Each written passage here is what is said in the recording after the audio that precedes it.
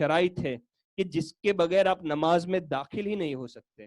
جو نماز میں انٹر ہونے کے لیے یہ چیزیں کمپلسری ہے. یہ ایسے فرائض ہے جو نماز سے خارج ہے لیکن ایسے ضروری ہے کہ اس کے بغیر آپ نماز کے اندر داخل ہی نہیں ہو سکتے. تو نماز کے شرائط، یہ پہلا طہارت ہے، یعنی اپنا کپڑا پاک ہونا چاہیے، بدن پاک ہونا چاہیے، اور جس جگہ آپ نماز پڑھ رہے ہو وہ جگہ پاک ہونی چاہیے.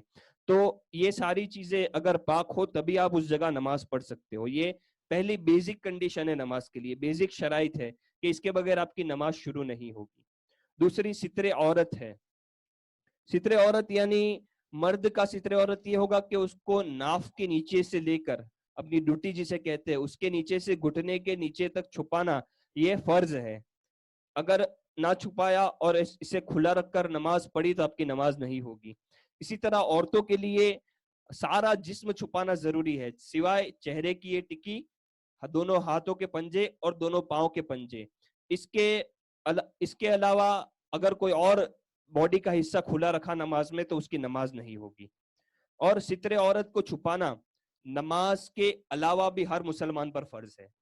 چھوٹے چڈے پہن کر گھومنا یا عورتوں کا سلیو لیس پہن کر غیر محرم کے سامنے جانا، یہ ساری چیزیں اسلام میں حرام ہے. ستر عورت صرف نماز میں نہیں، نماز کے باہر بھی ہمیں ڈھک کر رکھنا ہے. تیسری شرط نماز کی استقبال قبلہ ہے، یعنی قبلے کی طرف آپ کا رخ ہونا، یہ استقبال قبلہ کہلاتا ہے. نماز میں کعبے کی طرف منہ کرنا. اور اگر کوئی نماز میں جان بوجھ کر اپنا سینہ قبلے سے پھیر دے، اگرچہ واپس فوراً لوٹ آئے، پھر بھی اس کی نماز ٹوٹ جائے گی. قبلے سے اگر بندہ 45 ڈگری اینگل سے زیادہ پھر گیا تو اس کی نماز ٹوٹ جائے گی. اور اگر بلا قصد، اگر کسی کے دھکے مارنے سے آپ کا سینہ پھر گیا تو 3 بار سبحان اللہ کہنے کی مقدار سے پہلے آپ کو لوٹ جانا ہے اپنی قبلے کی طرف. اگر آپ 3 بار سبحان اللہ کہنے کی مقدار تک آپ وہاں ٹھہرے رہے قبلے سے سینہ پھرا کر تو آپ کی نماز ٹوٹ جائے گی. اور اگر کوئی ایسی جگہ پر آپ ہو جہاں قبلہ متعین کرنا مشکل ہو جائے، یعنی آپ کو پتہ نہ چلے کہ کس طرف قبلہ ہے، تو اس وقت آپ تحری کریں گے.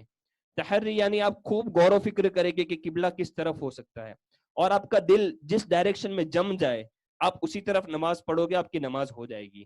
اگر بعد میں کوئی آ کر کہے کہ بھائی نہیں آپ نے غلط جگہ نماز پڑھی، قبلہ تو اس طرف تھا، پھر بھی آپ کی نماز ہو جائے گی، آپ کی تحری سے آپ کی نماز ہو جائے گی.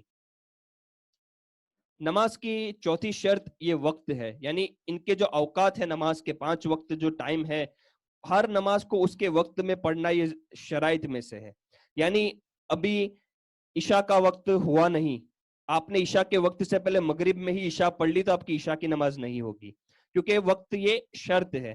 اگر آپ وقت گزرنے کے بعد پڑھتے ہیں تو آپ نے گناہ کیا، آپ نے نماز قضا کی، لیکن وقت کے آنے سے پہلے ہی آپ نماز پڑھ لے تو آپ کی نماز ہی نہیں ہوگی.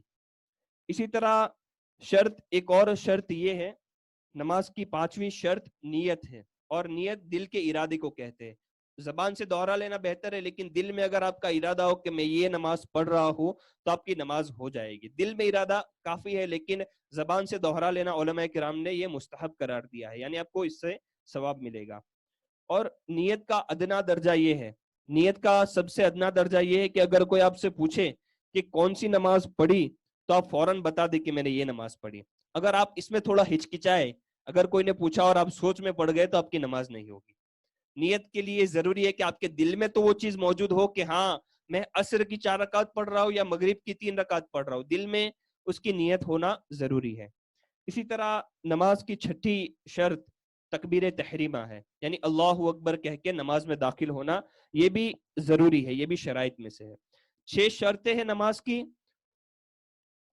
طہارت، ستر عورت، استقبال قبلہ، وقت، نیت اور تکبیر تحریمہ. یہ 6 شرائط ہے نماز کی.